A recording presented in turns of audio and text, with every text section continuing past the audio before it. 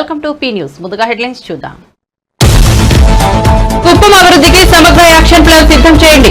అధికారులకు చంద్రబాబు ఆదేశాలు. రాజకీయ ప్రోద్బలంతో పెట్టిన తప్పుడు రౌడీ షీట్లు ఎత్తివేయాలని సూచన. రాష్ట్రంలో పేదరిక నిర్మూలనకు కుప్పం నుండే శ్రీకారం చుడదామని పిలుపు. మాచర్ల మాజీ MLA Pinnelli Ramakrishna Reddy arrest. Palnadu SP office కు తరలింపు. పిన్నెల్లి ముందస్తు బెయిల్ పిటిషన్లు కొట్టివేసిన ఏపీ హైకోర్టు. పిన్నెల్లిపై ఈవీఎం ధ్వంసం కేసు, ఎన్నికల అల్లర్ల కేసులు.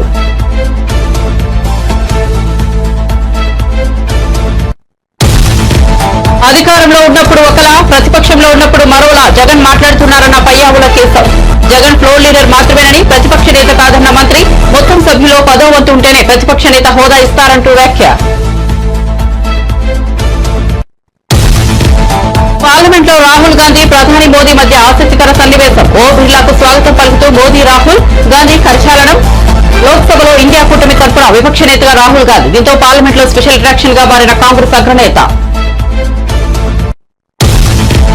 మాజీ మంత్రి పోచారం, జగిత్యాల ఎమ్మెల్యే సంచలపై స్పీకర్ కు బీఆర్ఎస్ ఫిర్యాదు. ఫోన్ చేసినా స్పందించకపోవడంతో ఈమెయిల్, స్పీడ్ పోస్టు ద్వారా ఫిర్యాదు. పార్టీ మారిన ఎమ్మెల్యేలపై అనర్హత వేటు వేయాలని ఫిర్యాదు.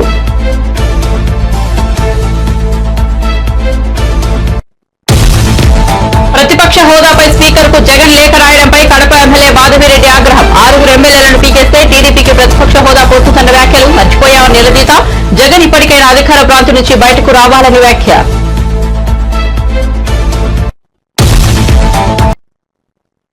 ఇక వార్త వివరాల్లోకి వెళ్తే, ఆంధ్రప్రదేశ్ ముఖ్యమంత్రి చంద్రబాబు కుప్పం పర్యటన 2వ రోజు కొనసాగుతోంది. స్థానిక ఆర్ఎండ్బీ అతిగృహం వద్ద ప్రజల నుంచి ఆయన వినతులు స్వీకరించారు. వివిధ ప్రాంతాల నుండి పెద్ద ఎత్తున అక్కడికి చేరుకున్న ప్రజలు తమ సమస్యలను సీఎంకు వివరించారు. ముఖ్యమంత్రి స్వయంగా వినతులను తీసుకుని పరిశీలించారు. వాటి పరిష్కారానికి చర్యలు తీసుకోవాలని జిల్లా కలెక్టర్ సుమిత్ కుమార్ అధికారులను ఆయన ఆదేశించారు.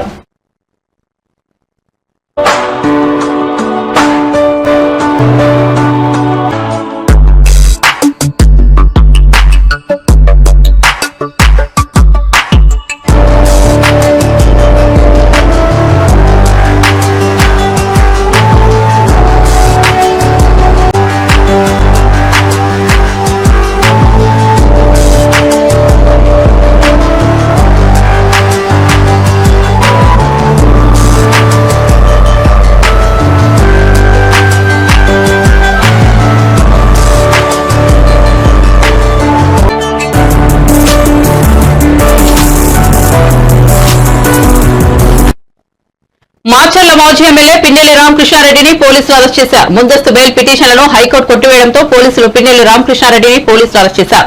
అనంతరం నర్సారావుపేట ఎస్పీ ఆఫీస్ కు పోలీసులు పిన్నెల్లిని తరలించారు. పిన్నెల్లిపై ఈవీఎం ధ్వంసం కేసు, ఎన్నికల సమయంలో అల్లర్లు తదితర కేసులు ఉన్నాయి. పాల్వాయి గేటు వద్ద ఈవీఎం ధ్వంసంతో సహా పలు కేసుల్లో గతంలో ముందస్తు బెయిల్ పొడిగిస్తూ ఇచ్చిన తీర్పును డిస్మిస్ చేసింది. దీంతో పిన్నెల్లిని అరెస్ట్ చేశారు పోలీసులు. కాగా మే 13న జరిగిన ఎన్నికల్లో పిన్నెల్లి రామకృష్ణారెడ్డి పాల్వాయి గేట్ దగ్గర ఈవీఎంను ధ్వంసం చేశారు. అనంతరం సోషల్ మీడియాలో వీడియోలు చక్కర్లు కొట్టాయి. వీడియోల ఆధారంగా ఈసీ పోలీసులు కేసులు నమోదు చేశారు. దీంతో ఎన్నికల వేళ, ఎన్నికల తర్వాత అల్లర్లు పిన్నెల్లిపై కేసులు నమోదయ్యాయి. కేసులు నమోదు చేసినప్పటి నుంచి నర్సారావుపేటలో మాజీ ఎమ్మెల్యే అనిల్ కుమార్ ఇంట్లోనే పిన్నెల్లి ఉంటున్నారు.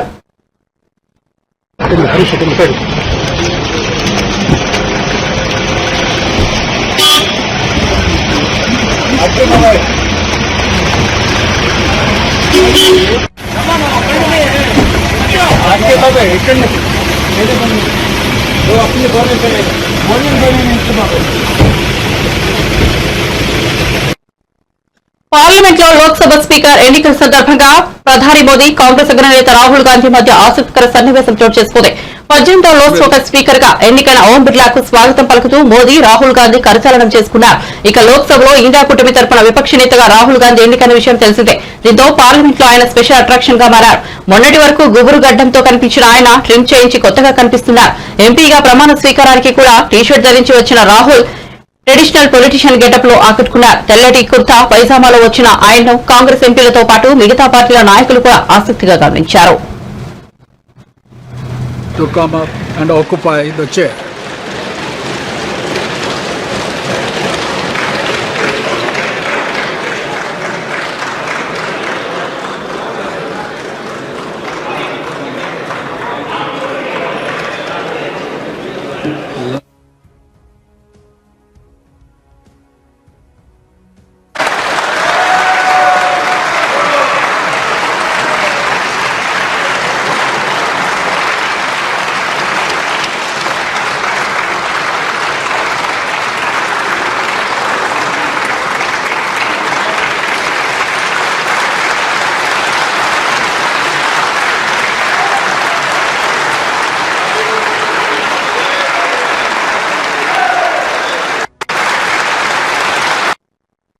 మాజీ మంత్రి పోచారం శ్రీనివాసరెడ్డి జగిత్యాల ఎమ్మెల్యే సంజయ్ కుమార్ పై బీఆర్ఎస్ నేత జగదీష్ రెడ్డి స్పీకర్ ఫిర్యాదు చేశారు.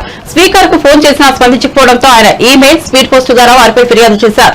వారు గత అసెంబ్లీ ఎన్నికల్లో బీఆర్ఎస్ నుంచి గెలిచి ఆ తర్వాత కాంగ్రెస్ పార్టీలో చేరారు. ఈ నేపథ్యంలో పార్టీ మారిన ఆ ఎమ్మెల్యేలకు అనర్హత వేటు వేయాలని స్పీకర్ గడ్డం ప్రసాద్ శాసనసభ సెక్రటరీకి ఆయన ఫిర్యాదు చేశారు.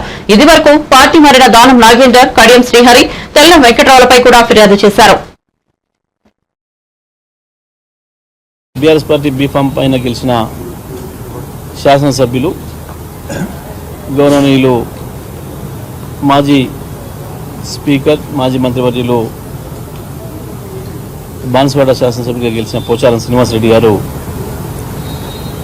ఏదైతే బీఆర్ఎస్ పార్టీని వీడి కాంగ్రెస్ పార్టీలో చేరిండ్రో, అదేవిధంగా మా జగిత్యాల శాసనసభ్యులు డాక్టర్ సంజయ్ కుమార్ గారు కూడా కాంగ్రెస్ పార్టీలో చేరిండ్రో, ఇది పూర్తిగా చట్ట వ్యతిరేకమైన పని, అవినీతికరమైన పని. ఈ పార్టీ ఫిరాయింపుల నిరోధక చట్టం ఉన్నది అని తెలిసి కూడా మరి వారు ఈ రకంగా పార్టీ మారడం అనేది సరైనది కాదు. మరి చట్టం ప్రకారం వీరిద్దరు సభ్యత్వాలు కూడా రద్దు కావాల్సి ఉన్నది. దాని కొరకు బీఆర్ఎస్ పార్టీ నుంచి మేము స్పీకర్ గారికి పిటిషన్ ఇవ్వడం కొరకు మేము నిర్ణయించి ప్రయత్నం చేస్తూ ఉన్నాం. నిన్న స్పీకర్ గారు స్వయంగా నాతో మాట్లాడి నేను చెప్పిన మీ నివాసాన్ని నేను దగ్గరలోనే ఉన్నా, 3-4 నిమిషాల్లో చేరుకోగలిగినంత దూరంలోనే ఉన్నా, మీరు పిలిస్తే రావడానికి సిద్ధంగా ఉన్నా, మీరు ఎప్పుడు పిలిచినా వస్తానని చెప్పినాను. అయితే మీరు ఇప్పుడు చూసి చెప్తా, మీకు సమయం ఈరోజు సాయంత్రం అవుతుందా రేపు ఉదయం అవుతుందా అనేది నేను నా వెసులుబాటు చూసుకొని చెప్తాను చెప్పాను. తప్పకుండా స్పీకర్ గారు వారికి ముందే కార్యక్రమాలు ఉండవచ్చు, కాబట్టి నేను ఇక్కడే వారి కొరకు వెయిట్ చేస్తూ ఉంటుంది. నేను రాత్రి 7-8 గంటల వరకు కూడా ఇక్కడ నిరీక్షణ చేసి వారి ఓఎస్డీకి వారి ప్రయత్నం చేస్తే స్పీకర్ గారు దొరకలేదు, వారి ఓఎస్డీకి చెప్పి మరి ఇట్లా స్పీకర్ గారు మాట్లాడి వారు స్వయంగా సమయం ఇస్తా అని చెప్పింది. నాకు ఇంకా ఏం చెప్పలేదు.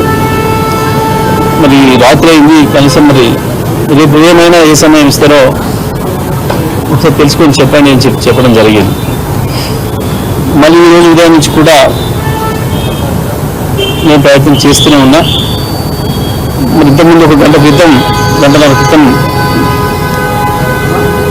మరి ఓఎస్డీ గారు మాత్రం ఫోన్లో దొరికింది నాకు. ఒకసారి సార్ వికారాబాద్కి వచ్చింది, ఇక్కడ ఏ కార్యక్రమాల్లో పాల్గొంటున్నారు అని మాకు చెప్పింది. నేను చెప్పిన మరి ఏ సమయానికి మళ్ళీ వస్తారు, ఏ సమయానికి నన్ను ఎక్కడికి రమ్మంటారు చెప్తే వారు ఎక్కడికి చెప్తే అక్కడ రావడం నేను రెడీగా ఉన్నా, చెప్పండి అని చెప్పినాను. ఆయన వారి ఇంతవరకు స్పందించడం లేదు, మళ్ళీ ప్రయత్నం చేస్తే స్పందించడం లేదు. మరి మేము తప్పని పరిస్థితులలో మాకున్న ఇతర మార్గాలు ఈమెయిల్ ద్వారా మేము మా కాంప్లైంట్ పిటిషన్స్ను పంపడం జరిగింది. అదేవిధంగా స్పీడ్ పోస్ట్ ద్వారా కూడా పంపించడం జరిగింది. 2 మార్గాల ద్వారా స్పీకర్ గారి ఈమెయిల్ పంపించడం జరిగింది. వీరిద్దరిపైన 2 పిటిషన్లు, వారి అడ్రస్కి స్పీడ్ పోస్ట్ ద్వారా కూడా పంపించడం జరిగింది. ఇదే సందర్భంలో శాసనసభ కార్యదర్శికి కూడా పంపించడం, స్పీకర్ గారికి అందజేయండి అని చెప్పి. స్పీకర్ గారు దానిపైన ఏం స్పందిస్తారు, తదుపరి వారు ఏం చర్యలు తీసుకుంటారని దాన్ని బట్టి మా చర్యలు ఉంటాయి. తప్పకుండా చట్టపరంగా, న్యాయపరంగా మాకున్న అన్ని అవకాశాలను వినియోగిస్తాం. వారు ఇద్దరు కూడా వారి సభ్యత్వాలు, శాసనసభ సభ్యత్వాలు రద్దు చేయించడానికి. వైసీపీ అధినేత మాజీ సీఎం జగన్ కు ప్రతిపక్ష హోదా లేదన్నారు ఏపీ మంత్రి పయ్యావుల కేశవ్. మొత్తం సభ్యుల్లో 10వ వంతు ఉంటేనే ప్రతిపక్ష హోదా ఇస్తారని మంత్రి తెలిపారు. జగన్ ఫ్లోర్ లీడర్ మాత్రమేనని పేర్కొన్నారు. సీఎం తర్వాత ప్రతిపక్ష నేత ప్రమాణం చేయాలని జగన్ చెప్పడం హాస్యాస్పదంగా ఉందన్నారు. జగన్ కు ప్రతిపక్ష హోదా లేనందున ముఖ్యమంత్రి తర్వాత మంత్రులు ప్రమాణం చేశారని ఆయన గుర్తు చేశారు. అధికారంలో ఉన్నప్పుడు ఒకలా, ప్రతిపక్షంలో ఉన్నప్పుడు మరోలా జగన్ మాట్లాడుతున్నారని మంత్రి ఎద్దేవా చేశారు. ప్రతిపక్ష నేతగా ఉంటే కేబినెట్ హోదా వస్తుందని జగన్ భావిస్తున్నారని తెలిపారు. అలాగే 1984 ఉపేందర్ కు ప్రతిపక్ష నేత హోదా ఇవ్వలేదన్నారు. కేంద్రంలో కాంగ్రెస్ పార్టీ ప్రతిపక్ష హోదా పొందడానికి 10 ఏళ్లు పట్టిందని మంత్రి పయ్యావుల చెప్పుకొచ్చారు. గతంలో ముఖ్యమంత్రిగా పనిచేసినటువంటి జగన్మోహన్ రెడ్డి గారు ప్రజలు ఇచ్చినటువంటి తీర్పుని జీర్ణించుకోలేనటువంటి పరిస్థితుల్లో ఉన్నారనేటువంటిది ఆయన శాసనసభాధిపతికి రాసినటువంటి లేఖను బట్టి మాకు అర్థమవుతా ఉంది. నాకు ప్రధాన ప్రతిపక్ష హోదా ఇవ్వకుండా అన్ని పార్టీలు ఏదో ఆలోచన చేస్తున్నాయన్న భావన నాకు కలుగుతోంది అని. జగన్మోహన్ రెడ్డి గారు, పార్టీలు ప్రతిపక్ష హోదాలు ఇవ్వవండి. మీరు అధికారంలో ఉంటారా, ప్రతిపక్షంలో ఉంటారా, ప్రతిపక్ష హోదా కూడా లేకుండా ఇవ్వాలని తీర్పునిచ్చేటువంటిది ప్రజలు. ఈ రాష్ట్ర ప్రజానీకం మీకు ప్రతిపక్ష హోదా కూడా ఇవ్వకూడదు అని నిర్ణయం తీసుకుని తీర్పునిచ్చారు. దాన్ని మీరు యాక్సెప్ట్ చేయండి. ఎస్, బాధాకరమైనటువంటి అంశం. అందుకనే మేము ఎక్కడ కూడా మీరు శాసనసభలోకి వచ్చినా పోయినా కూడా మేమేం మాట్లాడలేదు, చాలా హుందాగా వ్యవహరించాం. గతంలో చంద్రబాబు నాయుడు గారు మొట్టమొదటిసారి మాట్లాడే ప్రయత్నం చేస్తే ఒకసారి శాసనసభ వీడియోలు తెప్పించుకుని చూడండి, మీరు ఎంత హెకిల్ చేసేటువంటి ప్రయత్నం చేశారు. మీరు యాక్సెప్ట్ చేయండి. ప్రజల తీర్పు మీకు ప్రతిపక్ష హోదా ఇవ్వకూడదు అనేటువంటిది ఇచ్చారు. జీతాలు భత్యాలు ఇచ్చేటువంటి పెన్షన్ ప్రకారం మీకు ప్రతిపక్ష నాయకుడి హోదా వస్తుంది అనేటువంటి సలహా ఏ పెద్ద మనిషి ఇచ్చాడో. గతంలో అంతమంది సలహాదారులు పెట్టుకుని ఇక్కడ దాకా వచ్చారు. ఇప్పుడైనా మంచి సలహాదారుని పెట్టుకోండి. ఈ లేఖ రాసింది మీ సొంత ఆలోచన అయితే మీరు ఇంకొంచెం ప్రజా తీర్పుని ఆమోదించే స్థితికి రావాలని నేను కోరుకుంటున్నా. ఇది మీకు ఏ సలహాదారుడు ఇచ్చిందైతే మాత్రం మీ భవిష్యత్తు ఎట్లుండబోతుందో మాకు అర్థమైపోయింది. ఆ సలహాదారులతో ఇక్కడికి వచ్చారు, ఈ సలహాదారుడితో మీరు ఎక్కడికి పోతారు అనేటువంటిది మాకు అర్థమవుతోంది. సారీ జగన్మోహన్ రెడ్డి గారు, మీరు ఎప్పుడు ఎక్సైజ్ బుక్స్ లేకపోతే ఇసుక అకౌంట్ బుక్స్ కాదు చూడాల్సింది. అప్పుడప్పుడు assembly rules book, parliamentary practices మీద కౌలన్ షక్దర్ బుక్ కూడా చూడండి, అర్థమైతే. ఇది సాంప్రదాయం కాదండి. సభ్యుడిగా ప్రమాణ స్వీకారం చేసిన తర్వాత మాత్రమే అతన్ని సభ్యుడిగా గుర్తించబడతాడు, అక్కడ కూర్చోవడానికి అర్హుడవుతాడు, అతనికి ఓటింగ్కి సంబంధించినటువంటి అర్హతలు వస్తాయి. ఇది సాంప్రదాయం కాదు. మీ మొట్టమొదటి లేఖలో మొదటి లైన్లోనే మీ ఆలోచనలో తప్పు ఎట్లా ఉంది అనేటువంటిది అర్థమవుతోంది. మీరు ప్రతిపక్ష నాయకుడు కాదే. ఇక్కడ ప్రతిపక్షంలో ఉన్నటువంటి పార్టీకి సంబంధించినటువంటి నాయకుడు మీరంతే. ఫ్లోర్ లీడర్ అంటారు మిమ్మల్ని, పార్లమెంట్లో గ్రూప్ లీడర్ అంటారు, శాసనసభలో మనం ఫ్లోర్ లీడర్ అంటాం. మీరు ఆ గ్రూపుకి నాయకుడు మాత్రమే తప్ప ప్రతిపక్ష హోదా కలిగినటువంటి ప్రతిపక్ష నాయకుడు కాదు. ఎవరు ఇంత మరీ ఓనమాలు కూడా చూసుకోకుండా ఎట్లా మీ చేత ఈ లేఖ రాయించారో మీకు వచ్చిన ఆలోచన నాకు అర్థం కాదు. తమకు ప్రతిపక్ష హోదా ఇవ్వాలని సభాపతికి జగన్ లేఖ రాయడం సిగ్గుచేటని టీడీపీ కడప ఎమ్మెల్యే ఆర్ మాధవిరెడ్డి ఎద్దేవా చేశారు. మంగళగిరిలోని పార్టీ కేంద్ర కార్యాలయంలో మీడియాతో మాట్లాడుతూ మొత్తం సభ్యుల్లో 10వ వంతు ఉంటేనే ప్రతిపక్ష హోదా వస్తుందని, ఆ విషయంపై కనీస అవగాహన లేకుండా జగన్ కోరడం విడ్డూరంగా ఉందన్నారు. 6 ఎమ్మెల్యేలను పీకేస్తే టీడీపీకి ప్రతిపక్ష హోదా పోతుందని తాను అన్న మాటలను జగన్ మర్చిపోయారా అని ప్రశ్నించారు. ముఖ్యమంత్రి అయితేనే మీరు అసెంబ్లీకి వస్తారా? అలాంటప్పుడు పులివెందుల ప్రజలు మీకు ఓటు వేసి ఎందుకు గెలిపించారని నిలదీశారు. మీ నియోజకవర్గ సమస్యలు మీకు పట్టవా అన్నారు. జగన్ ఇప్పటికైనా అధికార భ్రాంతి నుంచి బయటకు రావాలన్నారు. జగన్మోహన్ రెడ్డి గారు ప్రతిపక్ష హోదా కోసం ఒక స్పీకర్ గారికి లెటర్ పంపించడం జరిగింది. అందులో భాగంగా ఆర్టికల్ 208 ప్రకారము 10% టోటల్ స్ట్రెంత్లో ఉండాల్సిన అవసరం లేదని చెప్పారు. ఈరోజు ఒకసారి పార్లమెంట్ మెంబర్గా, 3 సార్లు ఎమ్మెల్యేగా, ఒకసారి ఆంధ్రప్రదేశ్ సీఎంగా పనిచేసిన జగన్మోహన్ రెడ్డి గారు అసెంబ్లీ రూల్స్లో ఈ విషయం స్పష్టంగా ఉన్నది అన్న విషయం కూడా మర్చిపోయి ఏ విధమైన అవగాహన లేకుండా రాశారు. రూల్ నెంబర్ 56లో క్లాజ్ నెంబర్ సిలో క్లియర్గా రాసింది 1/10 టోటల్ స్ట్రెంత్లో ఉంటేనే ప్రతిపక్ష హోదా వస్తుందని. ఈరోజు జగన్మోహన్ రెడ్డి గారు తన యొక్క వైఫల్యాలకి రకరకాల కారణాలు చూపడం మొదలుపెట్టారు. ఈరోజు ప్రజలకు మొహం చూపించే లేక ధైర్యం లేక మొన్నటి వరకు ఈవీఎంలు కారంగా ఓడిపోయానని, ఈరోజు ప్రతిపక్ష హోదా ఉంటేనే అసెంబ్లీకి వస్తాననే విధంగా ఆయన లెటర్ రాశారు. ఎక్స్-సీఎం గారు కడప పార్లమెంట్లో ఉన్న 7 స్థానాల్లో పులివెందుల కాన్స్టిట్యున్సీ నుంచి గెలిచారు. మేము కడప అసెంబ్లీ నుంచి గెలిచాం. మన ఇద్దరి పని ఏంటంటే ప్రజా సమస్యల కోసము పోరాడము, ప్రజా సమస్యలు తీర్చే విధంగా మనం పని చేయాలా. కానీ జగన్మోహన్ రెడ్డి గారు మాత్రము అధికారంలో వస్తేనే పని చేస్తాను, అధికారంలోకి వచ్చినాక దోచుకోవడానికి మాత్రమే నేను పని చేస్తాననే విధంగా ఉంది. ఈరోజు 1994లో జనార్దన్ రెడ్డి గారి హయాంలో కాంగ్రెస్ లో మొత్తం 294 సీట్లకు గాను 26 సీట్లు ఇస్తే ఆయనకు ప్రతిపక్ష హోదా ఇవ్వలేదు. అలాగనే ప్రమాణ స్వీకారంలో ఆయనను ఆల్ఫాబెటికల్ ఆర్డర్లోనే పిలిచారు. కానీ తెలుగుదేశం పార్టీ యొక్క గొప్పతనం ఏంటంటే ఈసారి జగన్మోహన్ రెడ్డి గారికి 11 సీట్లు వస్తే ఆయనని మంత్రులైన వెంటనే ఆల్ఫాబెటికల్ ఆర్డర్ లేకుండా ముందుకు తీసుకుపోవడం జరిగింది. అలాగనే 14 నుంచి 19 వరకు పార్లమెంట్ లో కాంగ్రెస్ కి 44 సీట్లు, ఒకసారి 52 సీట్లు వస్తే మొత్తం 1/10 ప్రకారం 54 రావాల్సి ఉంటే కూడా ప్రతిపక్ష హోదా ఇవ్వలేదు.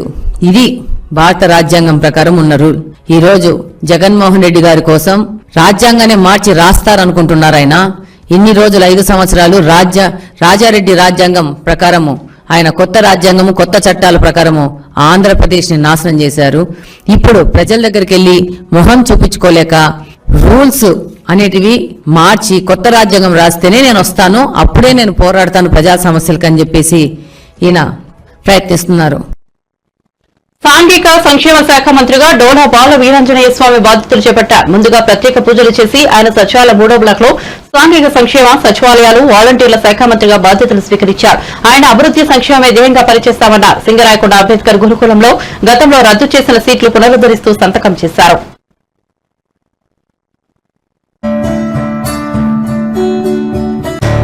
సాంఘిక సంక్షేమ శాఖ మరియు డిజేబుల్డ్ గ్రామ వార్డు సచివాలయ శాఖ మంత్రులుగా బాధ్యతలు తీసుకువచ్చుకోవడం చాలా సంతోషంగా ఉంది.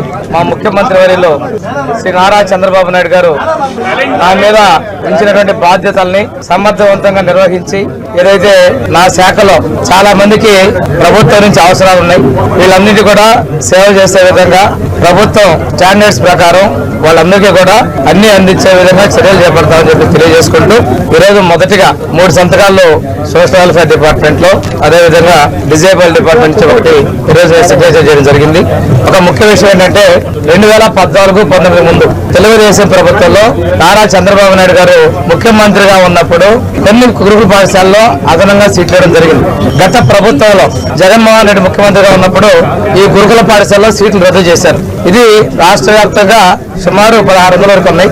మా నియోజకవర్గంలోని సింగరాయకొండ డాక్టర్ బిఆర్ అంబేద్కర్ గురుకుల పాఠశాలలో 2020లో బైపీసీలో 40, ఎంపీసీలో 80 సీట్లు రద్దు చేశారు. తిరిగి ఆ సీట్లను పునరుద్ధరిస్తూ ఈరోజు సంతకం పెట్టడం జరిగింది.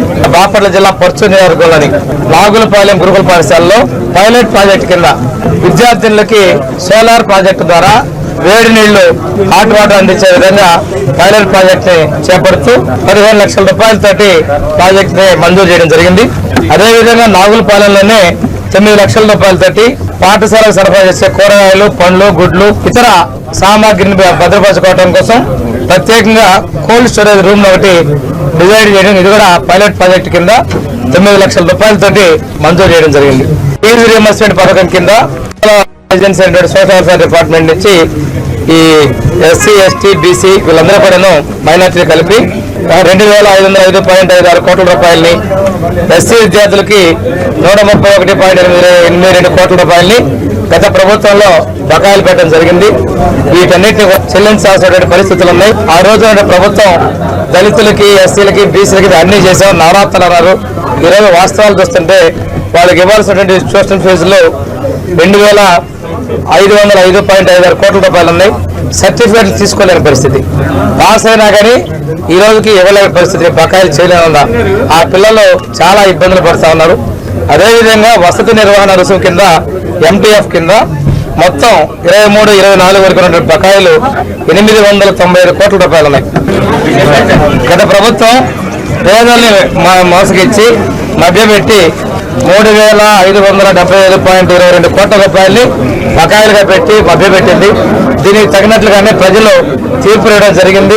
ఈరోజు ఆర్టీసీలో మహిళలకు ఉచిత ప్రయాణం హామీపై తాము ఏర్పాటు చేసే కమిటీ కర్ణాటక, తెలంగాణ రాష్ట్రాల్లో అధ్యయనం చేసి ఎలాంటి సమస్యలు లేకుండా పథకం అమలు చేస్తామని మంత్రి రాంప్రసాద్ రెడ్డి తెలిపారు. చిత్తూరు జిల్లా కుప్పం ఆర్టీసీ ప్రాంగణంలో 5 నూతన బస్సులను ఆయన ప్రారంభించారు. నూతన బస్సులో తొలి టికెట్ మంత్రి కొనుగోలు చేశారు. అనంతరం ఆయన మీడియాతో మాట్లాడారు. అత్యున్నత ప్రమాణాలతో కుప్పంలో ఈ బస్టాండ్ ఏర్పాటు చేస్తామన్నారు. గత ప్రభుత్వంలో డిపోలను, బస్టాండ్లను నిర్వీర్యం చేశారని ఆరోపించారు.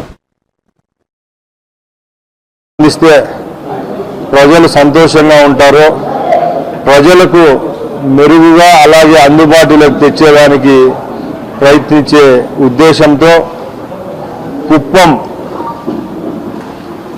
బస్టాండ్ ఏదైతే ఉందో ఆ బస్టాండ్ను రాబోయే కాలంలో దేశంలోనే అత్యున్నతమైన ప్రమాణాలతో ఈ బస్టాండ్ అన్ని విధాల అందుబాటులోకి తెచ్చే విధంగా ఇక్కడ నిర్మించేదానికి నిన్న అనౌన్స్ చేయడం జరిగింది. ఇక్కడ నిర్మించబోయే బస్టాండ్ డిపిఆర్ను రెడీ చేసి త్వరలోనే ఒక 4-5 ప్లాన్లు తీసుకొని వచ్చి ఏదైతే ప్రజలకు బాగుంటుందో, ఎక్కడా లేని విధంగా నిర్మాణం చేస్తే ప్రజల యొక్క మన్ననలు పొందుతామో ఆ విధంగా కుప్పం బస్టాండ్ తయారు చేసే విధంగా చర్యలు తీసుకోవడం జరుగుతుంది రాబోయే కాలంలో. ఈరోజు ఇక్కడ 5 బస్సులను ప్రారంభించడం జరిగింది. గత ప్రభుత్వాల్లో కొన్ని డిపోలను అయితేనే, కొన్ని నియోజకవర్గంలో ఉన్న బస్టాండ్లను అయితేనే నిర్వీర్యం చేయడం జరిగింది. ముఖ్యమంత్రి గారు ఇక్కడికి రావడంతోనే సుమారు గతంలో నిలిపేసిన 30 పైన సర్వీసులను మరొకసారి ప్రారంభించడం జరుగుతూ ఉంది. భద్రతా ప్రమాణాలు పాటించి రోడ్లపైకి బస్సులు వచ్చేటప్పటికి బస్సులు ఫిట్గా ఉండాల. ఈరోజు చాలా ప్రమాదాలకు కారణం ఏంటంటే బస్సులు సరైన స్థితిలో ఉండకపోవడమే దీనికి కారణం. పదోన్నతుల్లో ఎగ్జిటీలకు న్యాయం చేయాలని బీజేపీ అధికార ప్రతినిధి రాణి రుద్రమ డిమాండ్ చేశారు. వారిని నియమించినప్పుడు ఒక నియమం పదోన్నతి కల్పించే సమయంలో మరో నిర్ణయం ఎలా వర్తిస్తుందని ప్రశ్నించారు. ప్రభుత్వ ప్రధాన ఉపాధ్యాయులందరికీ సమన్వయం జరిగేలా ఒక కమిటీని నియమించి విధి విధానాలు ఖరారు చేయాలని ప్రభుత్వాన్ని డిమాండ్ చేశారు. బీఆర్ఎస్ లాగే కాంగ్రెస్ ప్రభుత్వం కూడా ఉపాధ్యాయుల హక్కులను కాలరాస్తోందని ఆమె మండిపడ్డారు.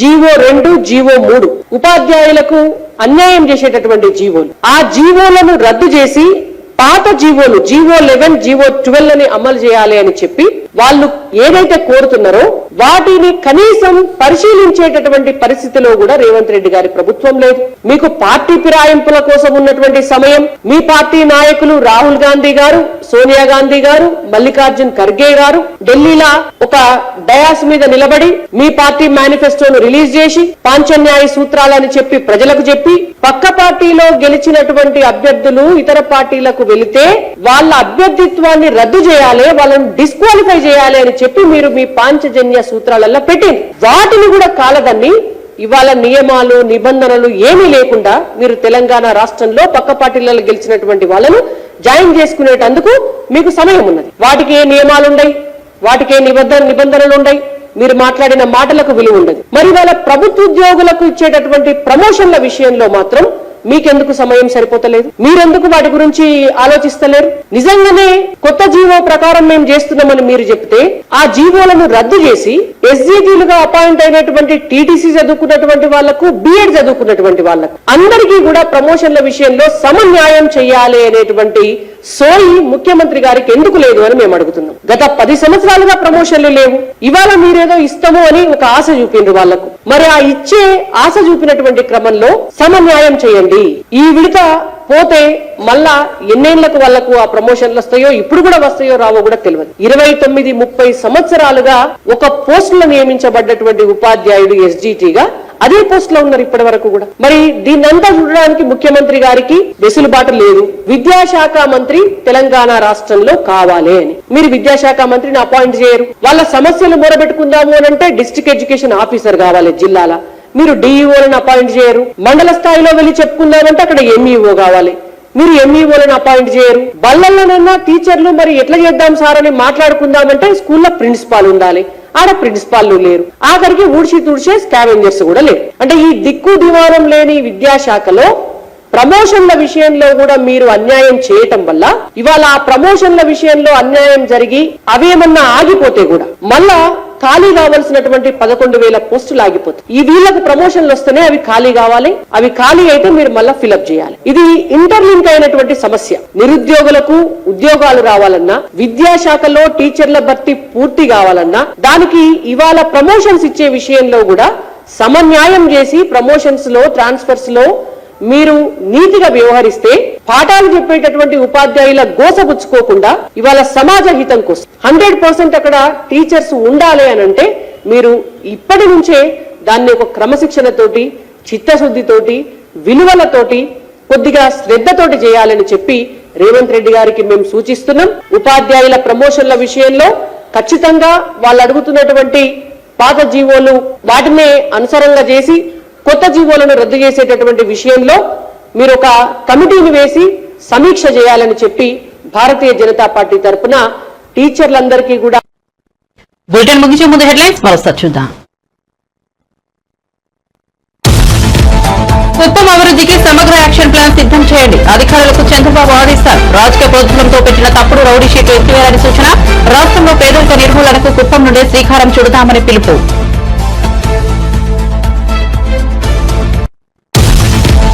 మాచర్ల మాజీ MLA Pinnelli Ramakrishna Reddy arrest. Palnadu SP office కు తరలింపు. పిన్నెల్లి ముందస్తు బెయిల్ పిటిషన్లు కొట్టివేసిన ఏపీ హైకోర్టు. పిన్నెల్లిపై ఈవీఎం కోసం ఎన్నికల అల్లర్ల కేసులు.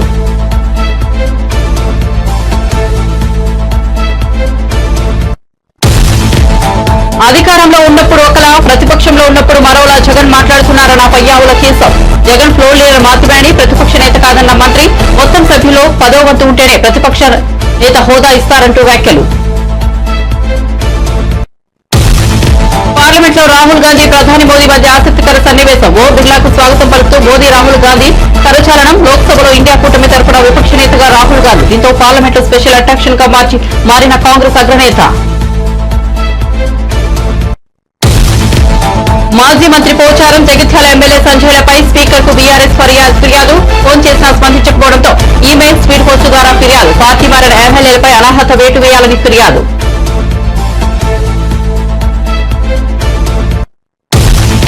ప్రతిపక్ష హోదాపై స్పీకర్ కు జగన్ లేఖ రాయడంపై కడప ఎమ్మెల్యే మాధవిరెడ్డి ఆగ్రహం. 6 ఎమ్మెల్యేలను పీకేస్తే టీడీపీకి ప్రతిపక్ష హోదా పోతుందన్న వ్యాఖ్యలు మర్చిపోయామని నిలదీత. జగన్ ఇప్పటికైనా అధికార ప్రాంతం నుంచి బయటకు రావాలని వ్యాఖ్య.